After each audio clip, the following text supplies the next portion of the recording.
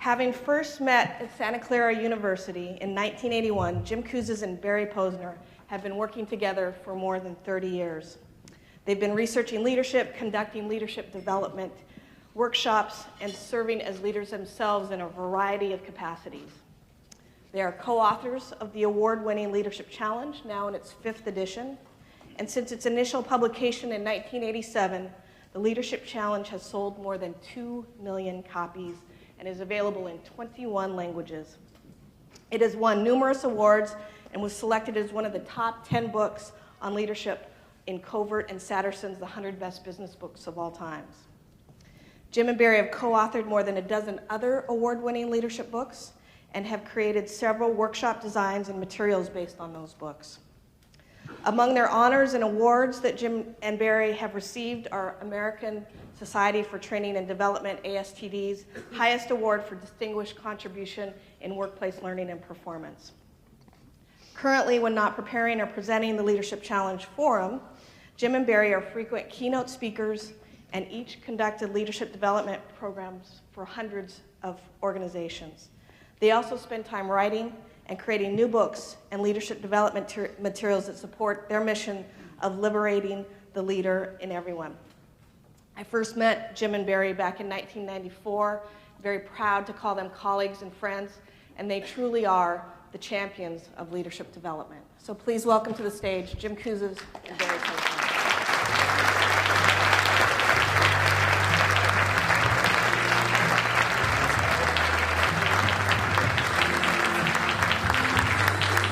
You gotta let the song play here.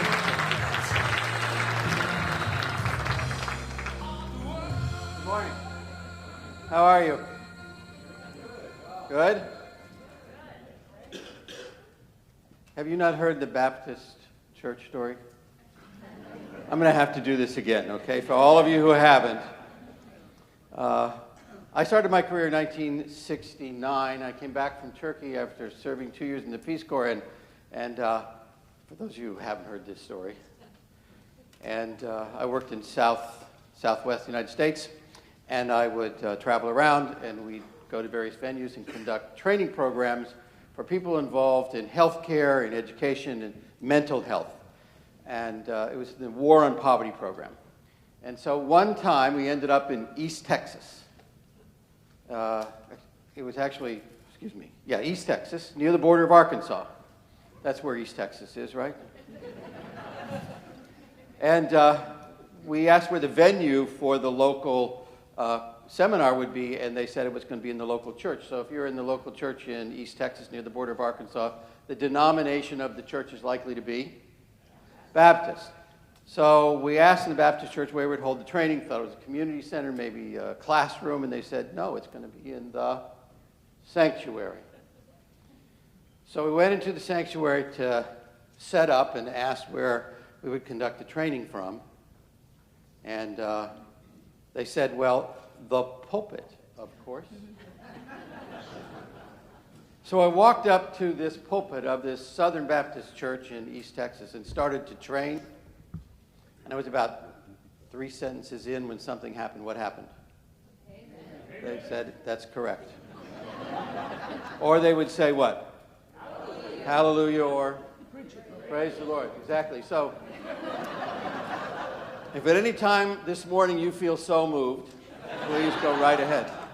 So, how are you? Hallelujah. Thank you very much. Okay. All right. We'll warmed you up now.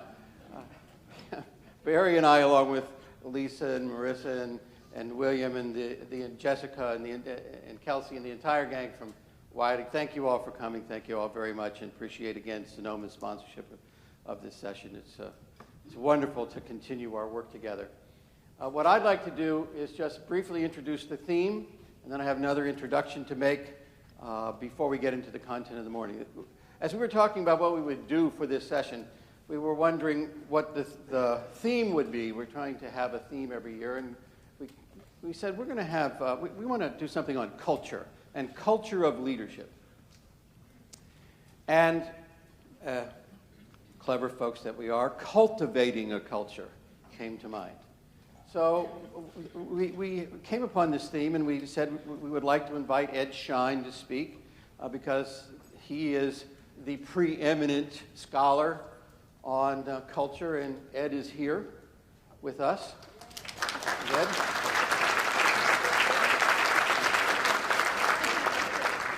And the really wonderful thing about Ed is that he is not only going to be here for his presentation, his conversation, he's here the entire time. And so if you have an opportunity to chat with him about what you're learning about cultivating a culture of leadership or ask him questions, he will be here. Our other keynoters today, Cora and Ruha, are also here. We'll be here the entire time. And so it's really wonderful that you could join us for the entire program. And Ruha even went through the first couple of days of the Leadership Challenge workshop. So it's a very special event. And we want to talk about what does it take to develop and grow leaders in organizations and create the kind of culture that would foster that. And so that is our general theme, and we're going to say more about it metaphorically in a moment. But the tone we want to set comes from one of the very first interviews we did for the first edition of the Leadership Challenge. That was with Debbie Coleman. At the time, she was Vice President of Manufacturing at Apple Computer. The story in the first edition of Leadership Challenge is about the turnaround of Apple's manufacturing plant in Fremont. And Debbie has remained a colleague of ours. She's on the board of a client company, Synopsys.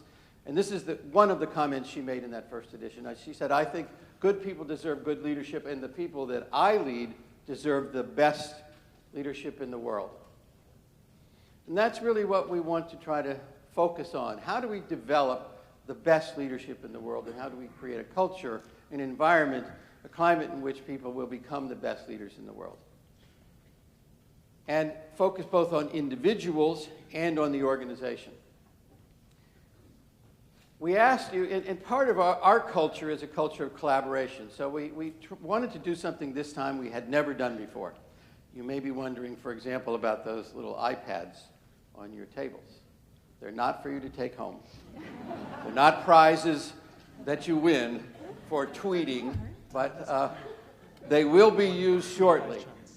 And we started that involvement, we're going to continue it this morning, but we started that involvement pre-conference, and about 62 or so, as I understand it, of folks responded. And we themed them, and these are some of the themes. You wanted to make connections with new friends and expand your network. Well, we've already started that. The pre-conference, we started that over dinners that we had before we came. We started that this morning over breakfast and now in this session. So hopefully you're already beginning to meet that takeaway, that goal for yourselves. Take a look at the latest research, and we will be sharing some with you this morning. We'll be sharing some more with you later on during the program. And hopefully from all the other case studies that you'll hear, the program is organized around case studies and activities. You'll see that in the program. We want to learn across organizations and across cultures, generations, different types of institutions. We are so delighted that our colleagues from Saudi Arabia, from Dubai, from Hong Kong, from Singapore, and other countries around the world are here. We are delighted that we can be more global, and that's one of our strategic goals, is to be more global every year. So thank you for coming to this forum. And also a great contingent from education. So we hope that takeaway will also be fulfilled. You want to be inspired and energized by new methods and tools, and we have sessions specifically around activities and a deeper understanding of the 5 practices. That will be gained in a number of different ways in the breakout and concurrent sessions, as well as some things Barry and I will say about that this morning. And applying all this in challenging and difficult and adverse circumstances was another focus that people wanted to have. And finally, and hopefully these last two will be met, you want to hear me and Barry banter a little bit. So do we have anything to say right now, Barry? Or? I just appreciate your warming up the crowd for me. That's an example. Thank you for waiting. I will be in front shortly. Please be generous with Jim while this is going on. Hopefully you're meeting that goal too, then, as you can see. And one quote from one of the contributions was, "I want to be a sponge." So we hope all of you will, those of you who have any of these on the list will take them away, and I'm sure there are other goals and objectives.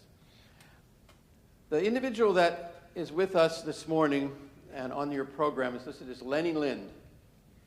And Lenny is responsible for those iPads on your tables, and also responsible for the tallying all of the pre-conference data along with his theme team. I met Lenny in the mid-'80s at an event that was sponsored by Apple Computer. Early on, when Barry and I were doing our early work at Santa Clara University, Apple was one of our first clients. We didn't even call it the Leadership Challenge then. It was getting extraordinary things done in organizations, and they got intrigued. Ann Bowers, Vice President of Human Resources at Apple Computer, was part of the Business School Advisory Board.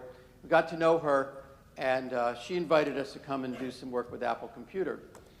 There was this guy there who was taking photographs at this program. I believe it was Pajaro Dunes, Lenny.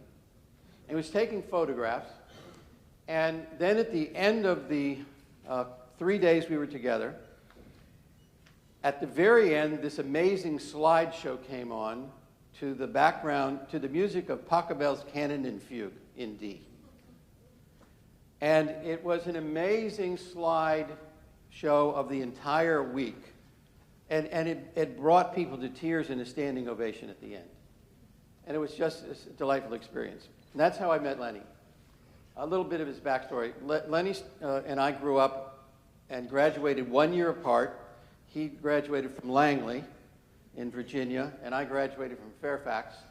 I graduated in '67, he graduated in '68.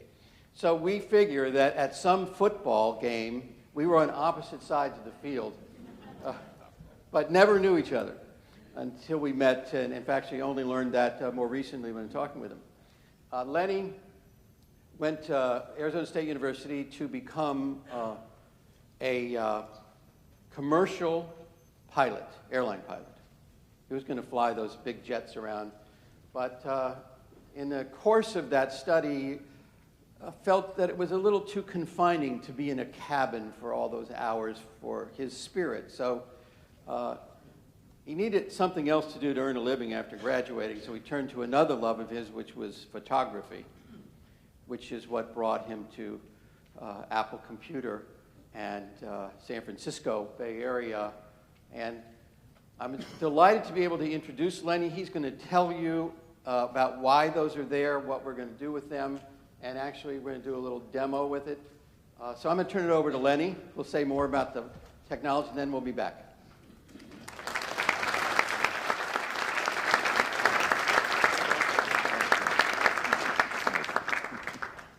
A wonderful introduction. Thanks very much. Yeah, so I've been involved with meetings for a long, long time, like 30 years or something. And I never planned it that way.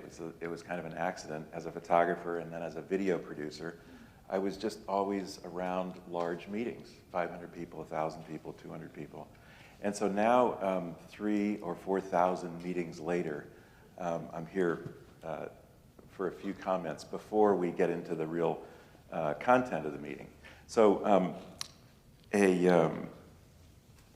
I have become a student of facilitation over the years and a co-author of a book on, it's called The Facilitator's Guide to Participatory Decision Making. And more recently I've written a book called Virtuous Meetings, which is out in the lobby I saw. And been really trying to understand what you can get out of meetings, because most of our experience in large meetings particularly is that someone speaks, you listen more, you listen more, you listen more, and then there's a break, and then there's more presentations, you know, that sort of thing. So we have learned over these many decades now that there's a way to use technology to make a dialogue in a setting like this, and that's what I want to tell you a little bit about. You can consider this a process commercial. I learned that from Michael Doyle, who's a mentor of mine years ago. I want to talk just a couple minutes about the process that we'll use in this meeting, and then we'll let you get back to the regular scheduled programming, the content. So this method is, it's about enabling large group dialogue. It's a power tool for leaders. It's a way to listen large, you might say. You can have a dialogue with a large group of 50 or 500 or 5,000, because in fact what we're doing is we're designing a great experience for the table group. So it doesn't matter if there's 50 tables or 100 tables or 1,000 tables, really, or in multiple locations even, which we've done. So this is a capability that you could say is hidden in plain sight. It's, smart people just haven't intuited that this was possible, but in fact, we've been doing it for a long time, and I feel like we've scratched an electron off the surface of what's possible. But I hope that you'll be able to feel a little bit of difference in your experience this morning as we work through the content and allow you to participate in what's being presented. So how does it work? It's like a conversation, as I said. You think about a conversation. Someone talks, you listen. You talk, they listen. But if you kind of deconstruct it a little bit, there's more going on. There's, someone's talking to you, you're processing it, you're thinking about your own experience, how it fits, and then something evolves and you have something to say back, and, it goes like that. Well, so we've kind of deconstructed it a little bit so that it takes a little bit more time to do this dialogue that I'm talking about, but in fact, there's going to be presentation to you, and then you're going to have a little bit of time at your table to talk in small groups. We're going to use the iPads to take all the data that you're generating live over to this table. We're going to review everything that you're saying, look for patterns, make meaning out of it, and then feed it back to you on the screen. So in that way, that's what I mean by a dialogue. So I also consider that I'm in a room with kindred spirits. I think probably more than most all groups that I've spoken to or have worked with, you all probably understand process and development better than any. So I'm excited to be able to bring this to you. And I just want to give you an invitation that in the future, you will likely, as a result of this experience, you'll likely have a hunch is the best way of putting it. I wonder if that's a situation where this could be useful. And I just want to invite you those are the kinds of conversations that I love to have with people about, does it make sense? Is the cost justified? What's involved? All that kind of stuff. I can just nail it with you, in a short period of time. So I invite you to reach out on that. Let's see. So what we're going to do now is we're going to see how this works in a very quick round. And so, Afi, if you could send out the screen, you'll see that the screens are going to change on your iPads now. So we're intending to do this little demo exercise in a minute or two. So this is not a heavy thinking process. And you'll notice that the question says, what's an interesting thought? As a matter of fact, I'm going to jump through the slides here. What's the most interesting thought you had on the way to this forum? And just one or two of you tap in something that comes to mind and hit the submit button, and then maybe put in a second one. Okay? So let's do that now. We'll just take a minute. Ready? So we'll be fine? What time was breakfast? Okay, let's bring your attention back up to the front for a moment, if you would. I just put up on the screen some of the entries that you've just made, so that you can see what it looks like. This is what the theme team is going to be reading.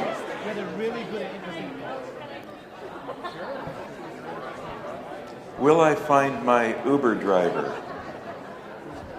I love the energy of the folks here. Who will I see?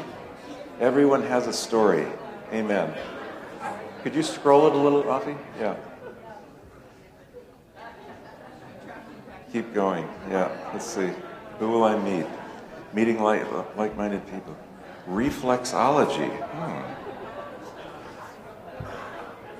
Do I have lipstick on my teeth?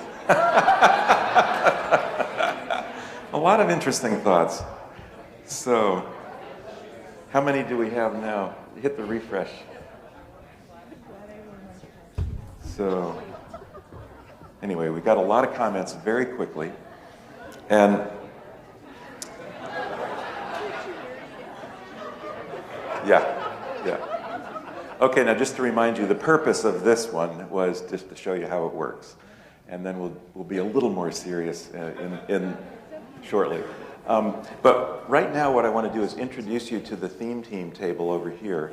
And we've got Susan Rackmeller and Paula Acker from Wiley. They're in the product development team, Workplace Learning Solutions. And also KJ Jennison, who's with Integris Performance Advisors.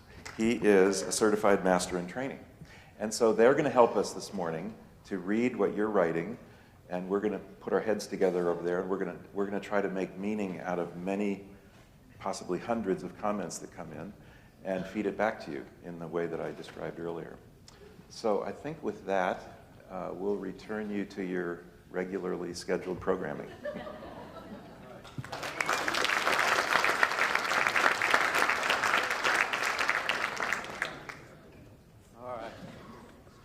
So we're going to have some fun with some new technology and meeting process. And I want to say a little bit more about the theme, now that you've had a chance to experiment with this.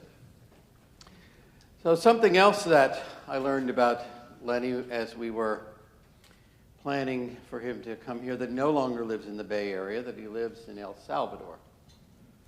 So he's here with us from San Salvador to Houston to San Francisco. And he still is co-founder and chairman of CoVision, which is located here in San Francisco. But a few years back, he just got married and bought a coffee farm. And he is now a coffee farmer. And so we were thinking about culture and cultivating. I said, what a wonderful fit that is with our theme. So we thought, kind of metaphorically speaking, what we're talking about this morning and throughout this conference is how do you take a seedling, that is a coffee seedling, and create a buena casa, is what they call it on the coffee farm, for that seedling to grow. That's Luis, the agronomist, the leader, one of the leaders on the coffee farm. As you can see, all the little seedlings ready to be 35,000 ready to be planted. And there are some of the farmers digging the buena casa. And what's really interesting about this, if you think about it metaphorically, is you could dig a very shallow hole or you could dig a very deep one. And that has profound implications for the long-term sustainability of the plant. So you could be quick and less expensive and dig a shallow hole, or you could spend more time, pay more attention, and have something that's sustainable over a longer period of time. So a lot of the decisions that go into making this buena casa, this environment in which these coffee plants will grow, these seedlings will grow, is a very important decision. And then over the years, this is about 2 years old, I think, Lee said, Lenny? And this is actually from his farm. The trees will begin to bear some fruit for coffee, some coffee beans. And so metaphorically speaking, what we're thinking about is if individuals are like the seedlings, and leaders are like Luis and the other farmers who are creating this environment, build this buena casa, what is it analogously for us in organizations? How do we take those individuals who are ready to become productive? What do we do inside organizations, and what do we need from them in order to grow and prosper and be a thriving and productive coffee farm, to be thriving and productive individuals in an organization? So we're going to use the gardening metaphor or the farming metaphor this morning to try to dig a little deeper into this question about how do we create a culture of leadership. So our objectives for this morning are, first of all, to present you some evidence that the world wants and needs better leaders. To share with you the difference that leaders do make. And Barry's going to update you on some of our most recent research that we've been analyzing LPIs recently, some data from that, and how that relates to engagement. And then to describe 5 fundamentals, no necessary relationship to the 5 practices, but 5 fundamentals that are essential to becoming the best leader one can be. And these are the themes that we are currently working on in a new book that Barry and I are writing that will be published next year. And then ask you actually to reflect on the conditions that are necessary to cultivate a culture of leadership. So that's what we have in store for you. To start us off, my colleague Barry Posner will come to the stage and talk about why the world is saying it wants and better leaders and what difference leaders make. So Barry, welcome. Thank you.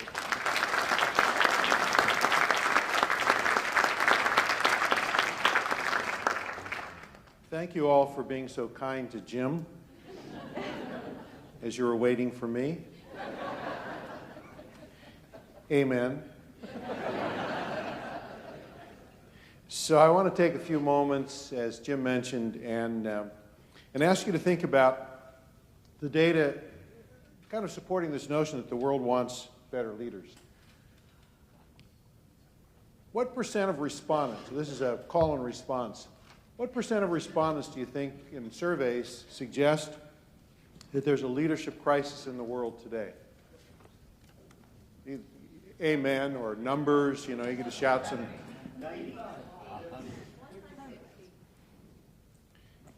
So survey shows about 86%. The other 14% aren't paying attention. So what about surveys, when they ask sort of where does leadership development rank in terms of your priorities for developing the talent in your organizations these days? Where does leadership development rank? Ranks right up there at the top. And all these are kind of different companies doing different surveys. And what percent of companies would say that they're seriously concerned or worried about their leadership pipelines, their bench strength? 99. Well, some of you might say everybody should be. Nobody should be taking it for granted. But 86% would agree that this is a serious concern of theirs, and it needs to be addressed. And then what percent of employers think that leadership development should begin a lot sooner than all of you have come to this seminar, to the conference here? I don't know your average age, but what do you think? So here we get nearly every company thinks, and for the school systems, couple school systems that are here, in particular addressing this, responding to this need, that somehow leadership development, leadership thought of as a skill, is not something that we kind of leave to chance or do after somebody's already played the game of work or played the game of business for 10, 15, 20 years. We ought to be developing these competencies and these skills at a very early age. What we find, and why is all this important, is because the research suggests quite clearly that leadership makes a difference in an organization, and in fact that great leadership creates great workplaces. We've been working for several years to measure, in the lexicon today people talk about this as engagement. We talk about this as what we call a positive workplace attitudes. And we measure workplace attitudes, develop a scale, which we could think of as a scale of engagement, by asking people who complete the leadership practice inventory to also respond to another set of questions. There's 10 questions, and you can imagine that if these were your folks, you would want them to say, strongly agree that we've got a great deal of team spirit in this organization, that I have a great deal of pride in the organization, I feel committed to the organization's success, and the like. And so we're going to statistically try and take a look at the distribution. Not everybody's going to say strongly agree to all 10 of these questions, but we're going to get a continuum, and we're going to try to explain why people are where they are on this continuum. And we could begin to try and take a look at this and ask the question, well, how much is explained by, how tall people, do tall people think about this differently than short people? Some of you have your own hypotheses, depending upon how vertically challenged you are. Or we could ask how much of your engagement is dependent upon your age. You're young, you don't know any better, you're old, and you're tired. Whatever, I sometimes try and think about my hypotheses for men and women. Well, of course, women are smarter than men, so, I mean they're more critical. They're more critical than guys, or whatever. There's some genetic, makeup connected with this. Perhaps it's due to your country of origin. Americans are peculiar, or people from Africa are peculiar, or people from South America are peculiar, whatever it might be. There's something about your nationality that might impact this, and so on. Your educational level, how long you've been with the organization, your position in the organization, your function. HR people are different than IT people, than finance people, than engineers, and the like. Or it's your industry. People in government are different than people, some of you are smiling, people in government are different than people in the private sector or the public sector or law enforcement or healthcare or education. All these things could make a difference. Or perhaps the size of the organization, a number of different variables. And over the last, since 2007, using the Leadership Practice Inventory online, we've collected a little bit more than 2.5 million respondents to the LPI. And in this analysis, what we take a look at is the person's response in terms of the direct report. So the person who supervises you, you're responding to. We ask the question, well, on these 30 behaviors, how do they behave? And then we ask these questions of the person. And then we ask these questions about how engaged they are in the workplace. And we try to see, well, what's causing what? What we find is that all 9 of these variables account for less than 0.3% of why people are engaged, committed, proud, trust their management, all of these various questions.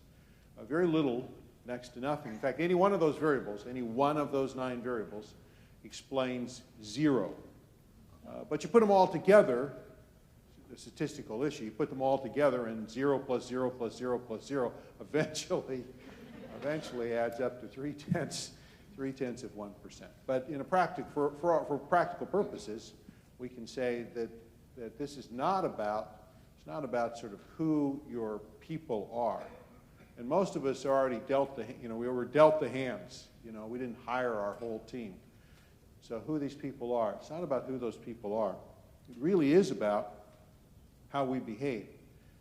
Because what people tell us is that how people behave, these 30 behaviors, the 5 practices, that those 5 practices account for nearly 37%, more than a third of why people are wherever they are on that continuum. And so it's easy for us to say, and as we start this conference, it's easy enough for us to say, look, all of this is important because leadership makes a difference. It makes a difference not just for you, but it makes a difference in terms of how people who work with you and around you, how engaged they are and how committed they are to the workplace. So we're not talking about this stuff just because it's nice. We're talking about this stuff because, in fact, it makes a difference.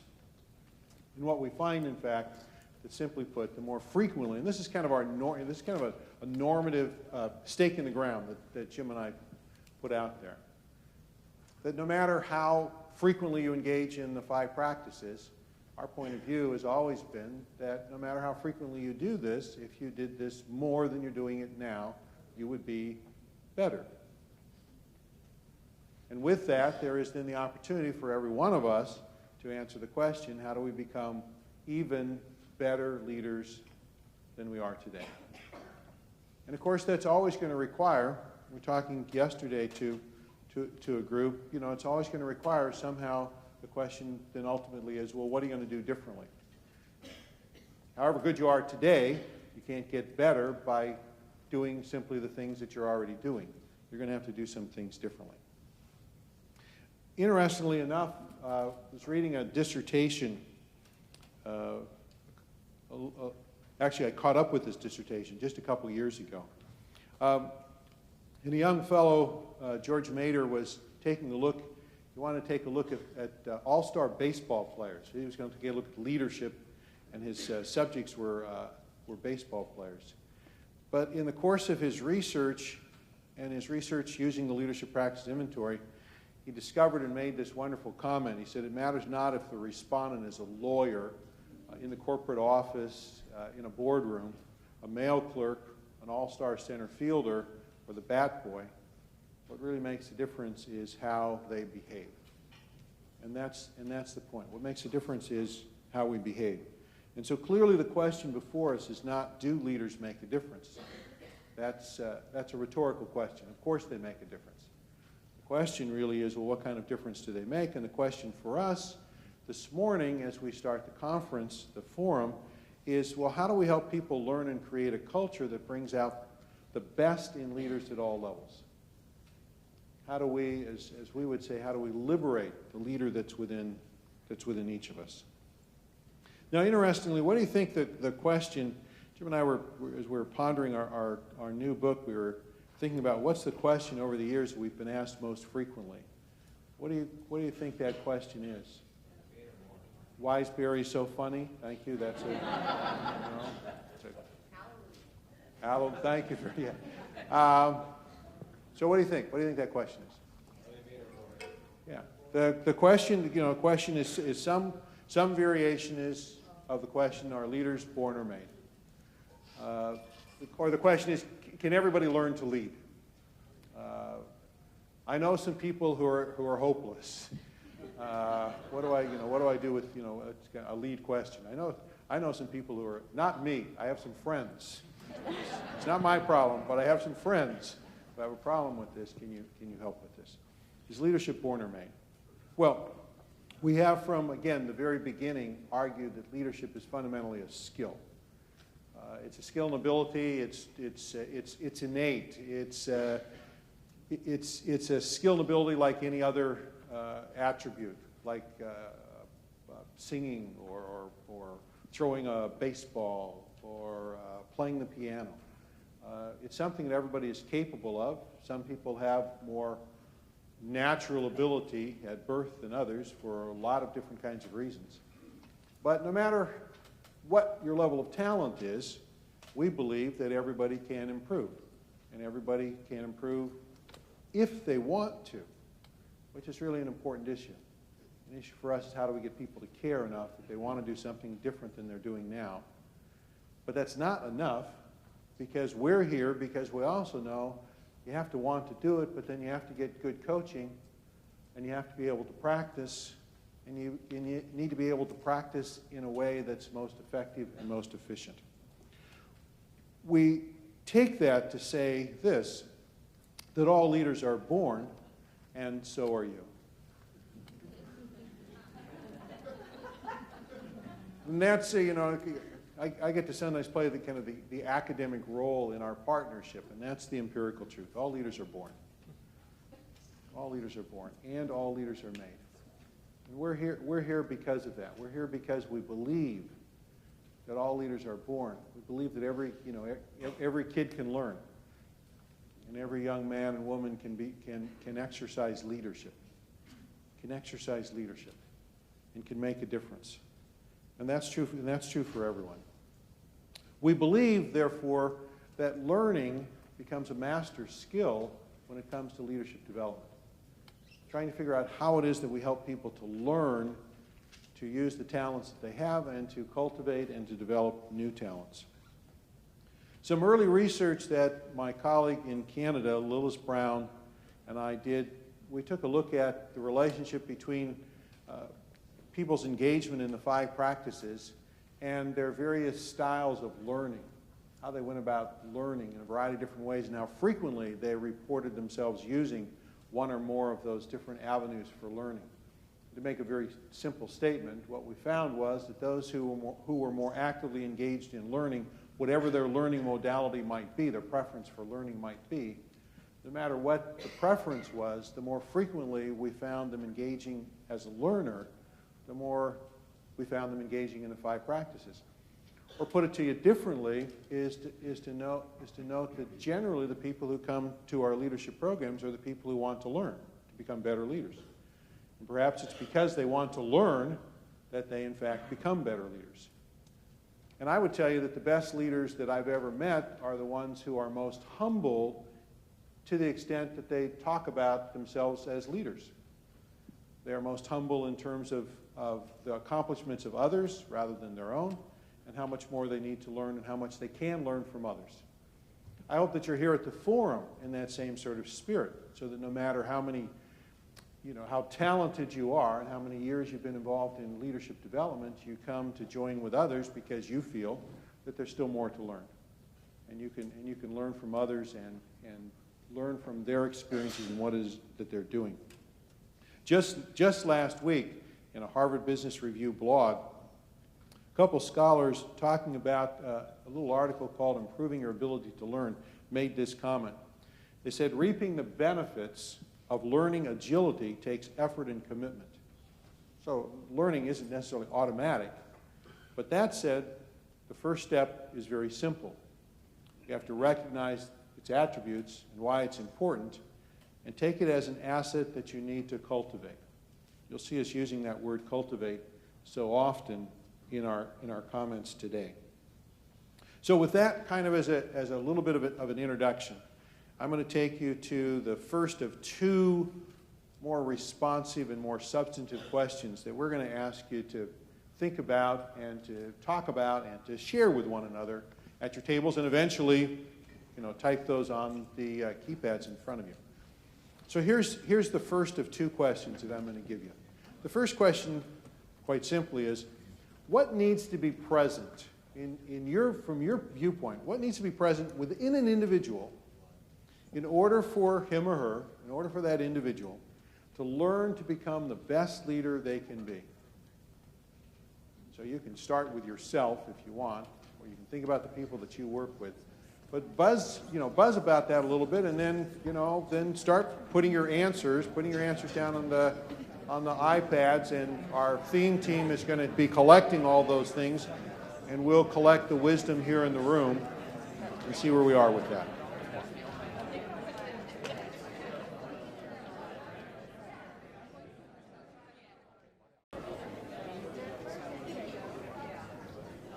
So these are our theme team over here is taken all of this 100 and some inputs, over 100, and created some clusters around humility, desire to learn, self-awareness, desire to enable others, caring about them, openness and curiosity, energy, eagerness, fun, vulnerability, courage.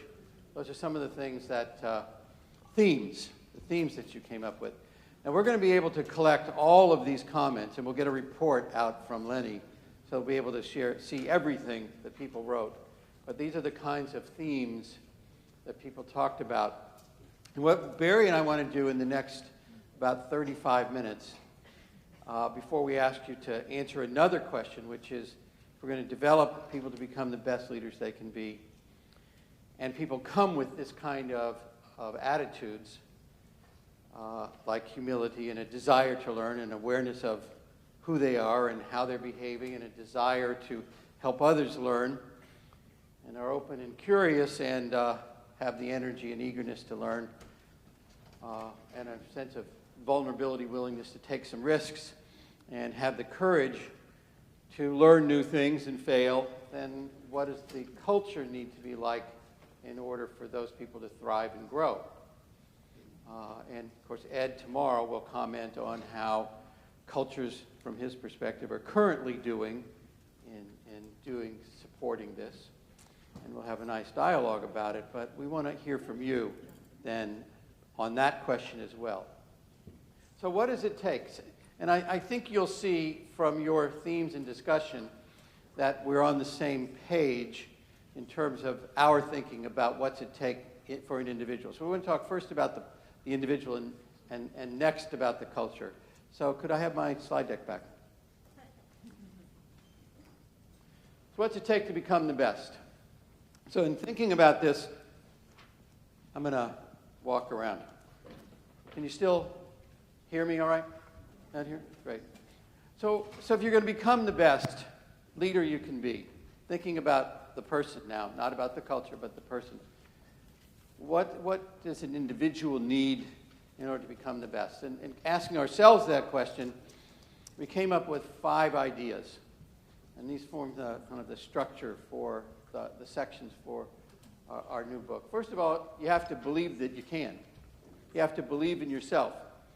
If you come to a leadership development program like Leadership Challenge and you don't have a belief that leaders can learn to lead, then you're probably not going to try. So there's a beginning place for all of us, which is you've got to believe in yourself. The second one is that you have to aspire to some higher order purpose. You have to aspire to excel.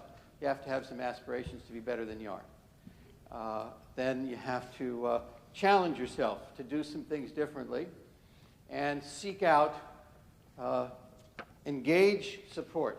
Seek out and engage support from other people. You can't do it alone, and practice deliberately. So we're going to say something about each of those very briefly and then ask you to engage in some dialogue.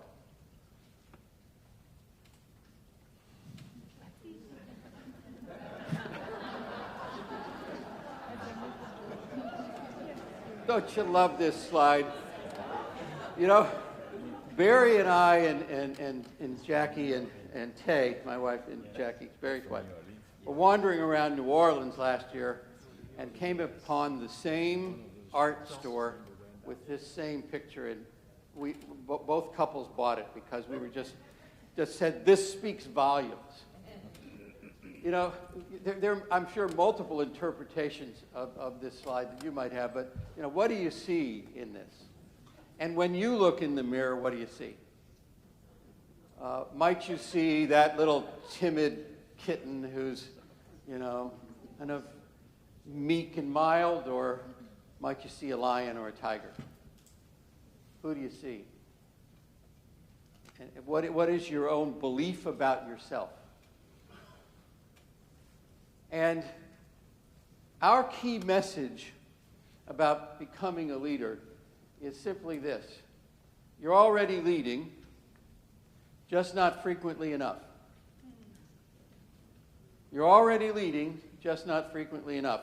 One of the titles that we're thinking about giving this new book is No One is a Zero.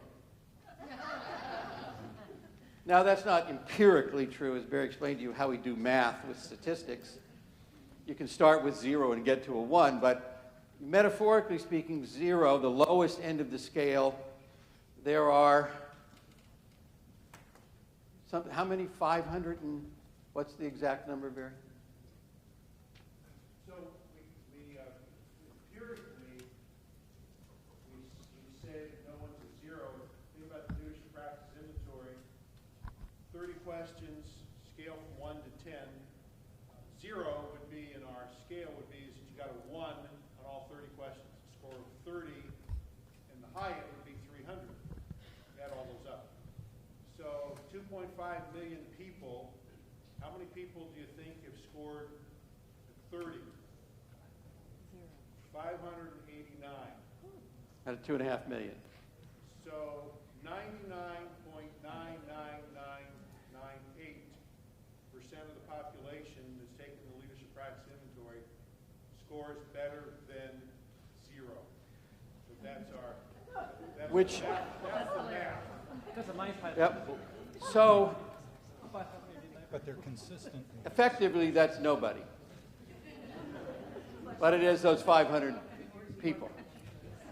So 0.001% of people seem to be dunces and have no capacity to lead. The rest of us are doing it, just not frequently enough. We would maintain that if you can do it a little bit, you can do it more. Yes, there are people who have the capacity to do better at everything than some other people, whether it's tennis or medicine or engineering or mathematics or leadership. There are people who are going to excel at one end of the continuum better than, and there are a few, 1,000, who aren't going to do well at all. That leaves all the rest of us. And if the message that organizations send to people is, we're looking for people only with the strength to lead, only with the talent to lead, what's the message? Hidden beneath that is, only some people have the capacity and the rest don't. We want to start a counter-narrative to the talent and strength narrative, which is that you already are born with the capacity to lead, you're just not doing it frequently enough. Yes, we will grant you that there are some people who will do it significantly better than others. But everybody has the ability to do it more than they are now. That's our stake in the ground. No one is a 0. And that is where it all starts for you. Do you believe you're a 0? Who do you see in the mirror? Do you have the capacity to lead? And so as we think about in the beginning of our programs, we need to be sending the message to all who participate that we believe in them. And we believe that they have the capacity to do better than they are now doing. Maybe they don't get to that 10, but maybe they get to a 9.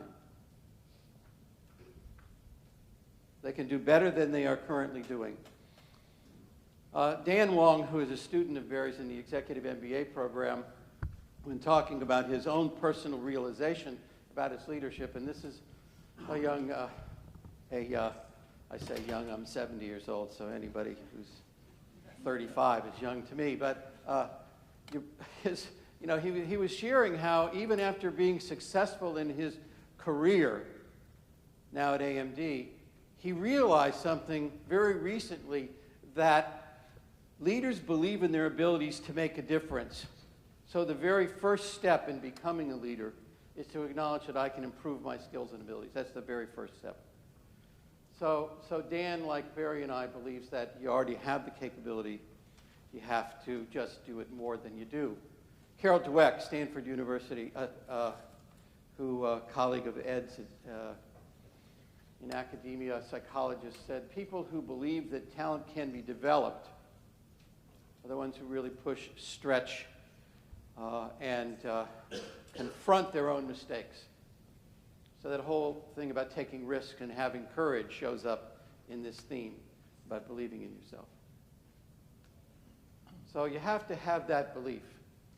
Carol Dweck has found in her work that those who have a learning mindset, or a growth mindset, she calls it, compared to those who have a fixed mindset, are much more willing to take risks, to fail, to admit mistakes, and when they do fail at something, don't see themselves personally as a failure, but rather see themselves as just having made a mistake and that they can learn to improve, do significantly better in the classroom than those who have a fixed mindset. Once you have that belief, what's the second thing we need? As Tom Kolditz wrote in an article summarizing some research he was part of at West Point, when they were looking at the success of military officers, and the unique thing about West Point is you can follow a group of graduates for a decade, which they did, and they've all been through the same identical experience. So they're different human beings, but they've been through the same experience. And he found that those who, when they were assessed at the academy, the first as cadets when they first got there, that those who had intrinsic motivation, or what they called, the research called values-based motivations, in attending the academy, compared to those who had more instrumental motivations. So a values-based motivation might be, I want to attend the military academy because at West Point, because I want to become the best officer I can be. I want to serve my country. Those who had more instrumental motivations were those who wanted to get a better job after they left the military, be able to get a pay raise or a promotion because they attended. So they looked at it as instrumental to something else. Those who had values-based motivations viewed it as something that they did because they intrinsically valued the experience. Those leaders who had intrinsic or values-based motivations did significantly better 10 years later in the military than those who had instrumental motivations. This is a profound implication if it's also true outside of the military. What it means is our incentive systems are all messed up. You will get promoted to be in a, quote, leadership role if you reach certain financial measures, certain sales measures, certain goals, you'll get promoted. So what's the incentive? Is that instrumental or values-based? It's an instrumental motivation. So we're incenting people to become better at leading, not because they want to be better at leading, but because they'd get paid more, they'd get promoted. The other research by Charles O'Reilly and other colleagues suggests that if you stop the pay, you stop the play. In other words, if you don't offer that, then people don't continue to perform as well. Those who have intrinsic or values-based motivations will do it because it's important to do. So what are we instilling in people inside organizations? Something Ed will be probably conversing about tomorrow in terms of our incentive systems and what it is that we focus on. Why should you become a leader? Because you'll get a promotion? Or because you'll get a bonus? Or because you just want to learn how to be a better leader than you already are? Why attend leadership development programs? Are we promoting instrumental or values-based motivations? And we also know from our own research that those who are committed to who are clear about their own personal values are more likely to be committed to the organization. Those of you familiar with the Leadership Challenge know this very well. What's the highest level of commitment?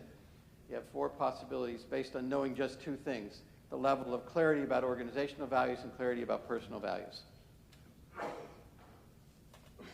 You read all this. You should know, right? What is the highest level? It's box 2, upper right-hand corner, 6.26 on a scale of 1 to 7. What's the lowest? 4. No. It's knowing the organization's values, but not your own. Not all that different from not being clear about either. The second highest, 6.12, is knowing what you stand for and believe in, but not necessarily being clear about the organizations.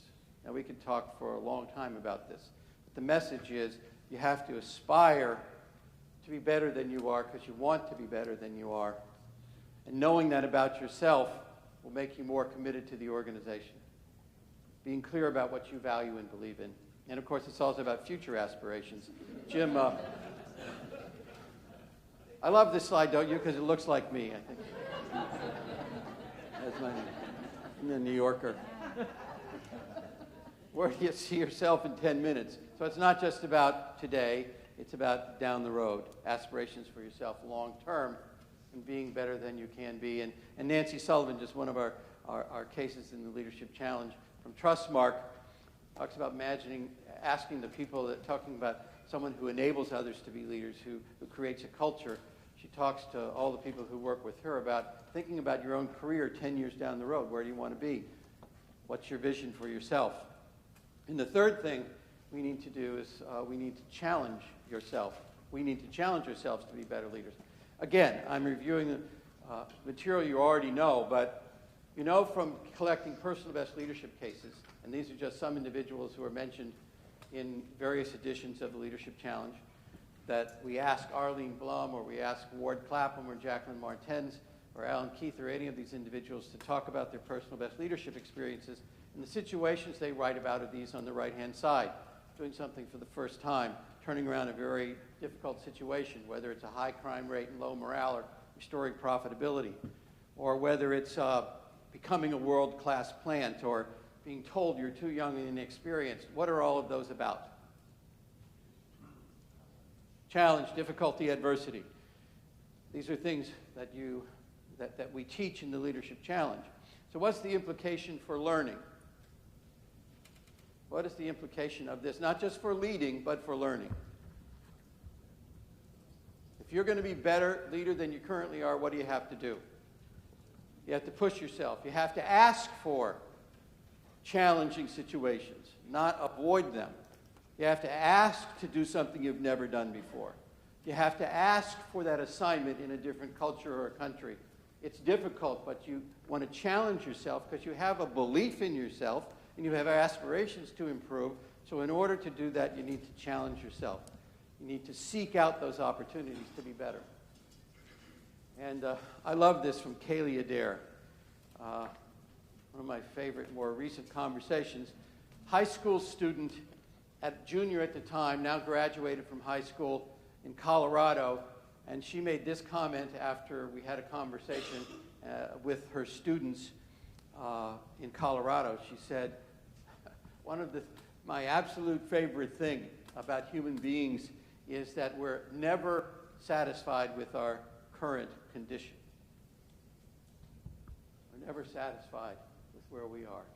That is a person who will challenge herself to become better than she is now, because she seeks out challenge, and she loves challenge. And that's a necessary condition for learning to lead.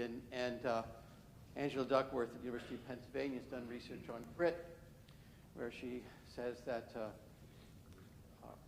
every successful person that she's researched has what she calls grit, persistence and passion in pursuit of a purpose. Persistence and passion in pursuit of a purpose. They have grit.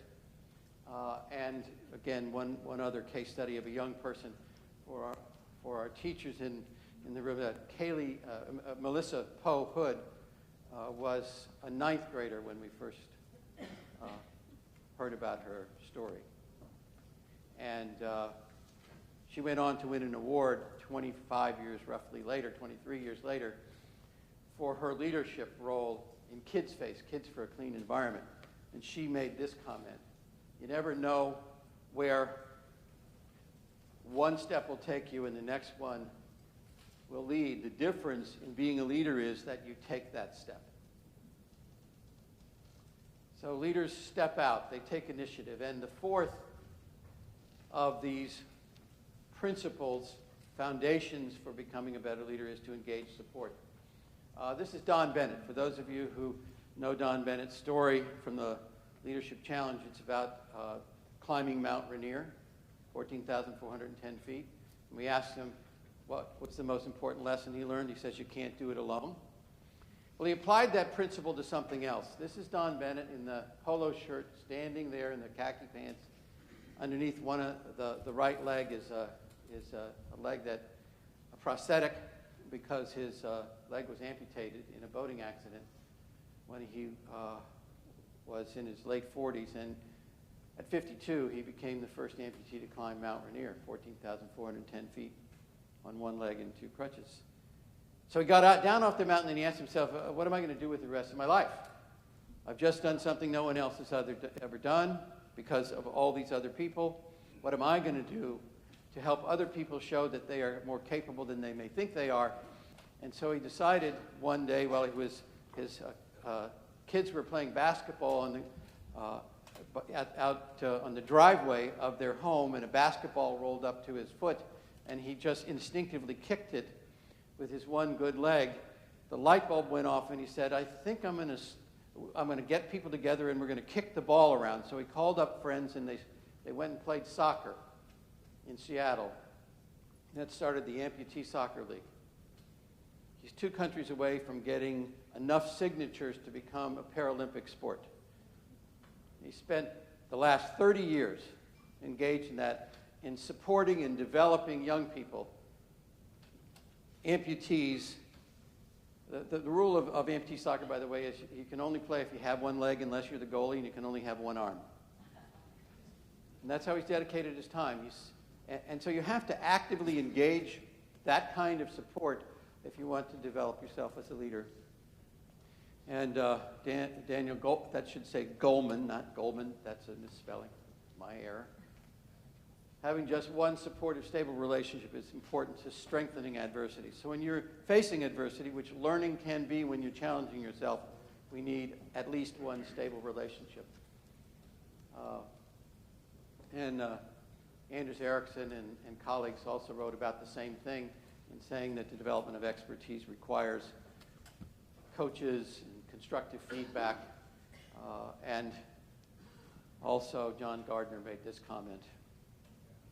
John Gardner, former Secretary of Health, Education, and Welfare, founder of Common Cause. Pity the leader caught between unloving critics and uncritical lovers.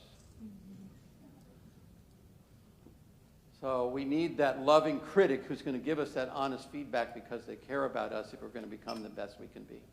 And the last of these, Barry's going to walk you through and then ask you another question to discuss at your tables. Again, thank you for being so nice to Jim. Thank you for being so nice to me.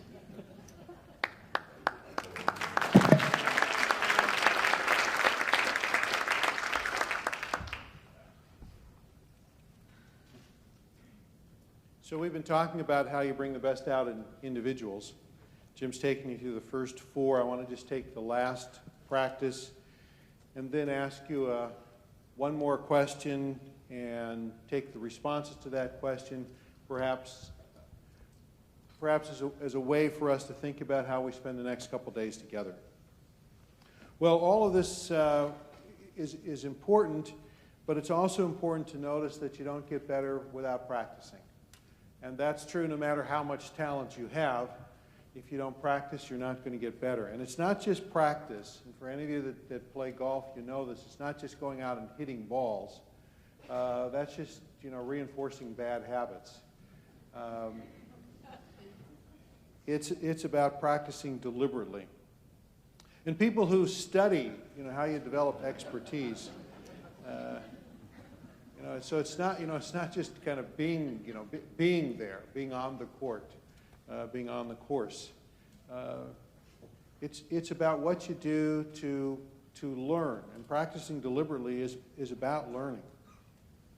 And Ericsson and others would agree, so don't get us wrong, would agree that there are some things that give you a natural advantage in some endeavors more than others. But here's the important thing. He says, they suggest, we would agree, that these differences are not immutable. That is, they're not due to innate talent. We argue instead that the differences between expert performers and the rest of us simply reflects a lifelong period of deliberate effort to improve performance in a specific domain. And we sort of come full circle. If you're not going to get better unless you want to get better, and you're not going to get better unless you want to get better, and wanting to get better means that you take actions to become better, and some of those actions represent a lot of hard work and effort before you get better. And any of you that have done the leadership practice inventory on a multiple basis oftentimes find that here's your baseline score, and the second time you take it, it's not unusual that your score goes down before it goes up. And that's equivalent to what a learning curve looks like. Learning curves don't start here and go this way. They start here They go this way before they turn up. And deliberate practice is not simply the quantity. How much time do I spend in it? It's really about the quality. It's about setting specific goals. It's about engaging in activities that are designed to help you get better. It's about getting immediate feedback so that you know how you're doing and you can correct yourself on an ongoing sort of basis, so that you don't sort of cement muscle memory, you don't sort of cement bad habits. And it's concentrating as much on technique as outcome. So sometimes it's, look, I played the game really well, but the ball didn't always go in. It's for those of you from Cleveland.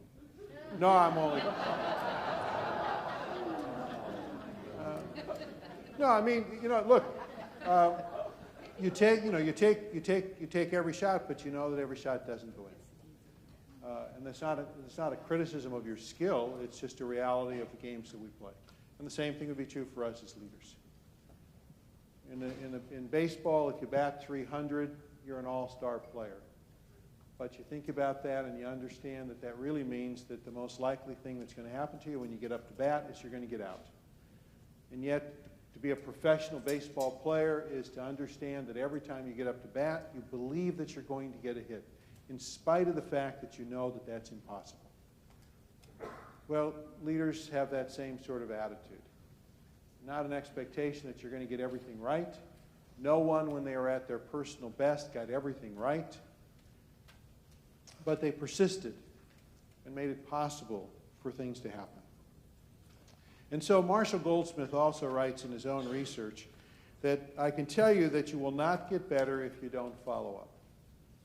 And following up literally means you get better by doing what you learned to do. And so for each of us that's involved in helping others to become better leaders, try to figure out, so what are you going to do? And it's the difference between, as St. Ignatius, the founder of the Jesuit order, said, to know and not to do is not to know. And so how is it that we put together what it is that we know in order to make a difference so that we can do better? Well, finally, we want to bring this all together. We've been talking about, in some ways, what it is that you need to do with this individual plant. What needs to happen with that at an individual level for people to grow and to develop. Like that seedling on Lenny's coffee farm. It has to be the right plant for the right setting. However, there's also the farm. There's the larger context. How is it then that you develop a context, a farm, the Buena Casa? In order for all those plants to be able to mature into healthy plants and to create a farm, it needs the proper attention. It needs proper soil, nutrition, water, pest control, trimming. People are likely to grow and develop themselves as leaders if they're in an environment, if they're potted in an environment that makes it possible for them to thrive and to grow, to sustain themselves over time. So here's a question we'd like you to think about. We're going to take the answer to these questions and kind of use those as perhaps a roadmap for our thinking over the next couple days. So what do you think, at your tables once again, what do you think are the attributes of a culture of leadership? What's the context? So we've been talking about it at an individual level, but what's the environment need to look like in order to provide the kind of climate in which people can emerge, can grow, and can thrive as leaders? We'd like to invite you to take a few moments again with your colleagues and share with your colleagues at your table and with all of us. What ideas do you have about those? We'll collect those again, take a look at those themes, and use those themes to launch us for the rest of the conference.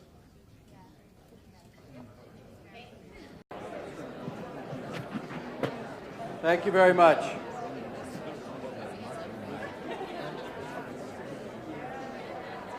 So please continue these conversations throughout the conference. This is what we want to talk about. Now, things like how do we develop a trusting environment where people will feel like they can take a risk, and if they personally tolerate it, they can take a risk and fail, but that they'll continue to be supported as they learn, and what we can do to model the behavior at the top. So these are themes that are emerging from your data. The over 200 comments have come in. We will be collecting all of these comments in order to make them available. But this is the kind of thing that we hope we'll be talking about throughout, that as you attend some of the breakout sessions, the case studies, you'll be asking the presenters and yourselves, what can we do to create a culture in which leaders will thrive, will grow, will emerge, and where we can sustain that over a period of time. So how do we create that buena casa? Can I have the slide deck back, please?